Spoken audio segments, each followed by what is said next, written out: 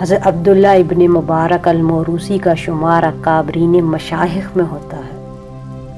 آپ رحمۃ اللہ علیہ علوم و ظاہری اور باطنی سے مرثیہ شریعت اور طریقت سے آراستہ تھے، اور آپ رحمۃ اللہ علیہ اپنے وقت کے امام بھی تھے۔ آپ رحمۃ اللہ علیہ نے کافی مشائخ کی صحبت پائی اور فیض یاب ہوئے۔ تمام علوم پر آپ کی تصانیف کرامات کثرت سے موجود ہیں۔ ایک شخص نے خواب میں حضرت عبداللہ بن مبارک رحمۃ اللہ علیہ کے پڑوسی کو دیکھا، جو کہ ایک لوہار تھا۔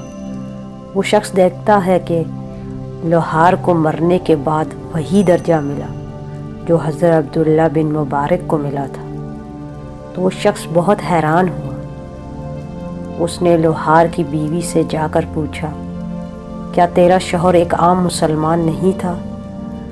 تو لوہار کی بیوی نے جواب دیا، تھا تو ایک عام مسلمان، مگر وہ دو خاص عمل کرتا تھا، شاید جس کی وجہ سے اللہ نے اسے یہ درجہ دیا۔ اس شخص نے پوچھا کہ کون سے دو خاص عمل ہے وہ؟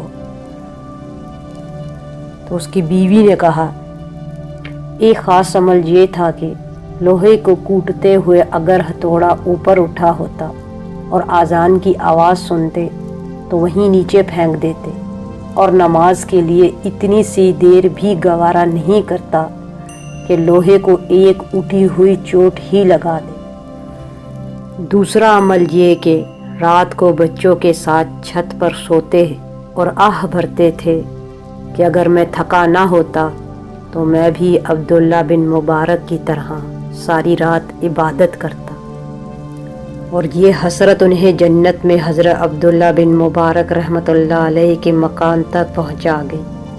یہ حسرت اور تمنا بڑی چیز ہے۔ یہ بھی کیا کم ہے کہ ہم تیری تمنا میں جیے، یہ بھی کیا کم ہے کہ ہم تیری تمنا میں جیے، لطف منزل نہ سہی، خواہش منزل ہی سہی۔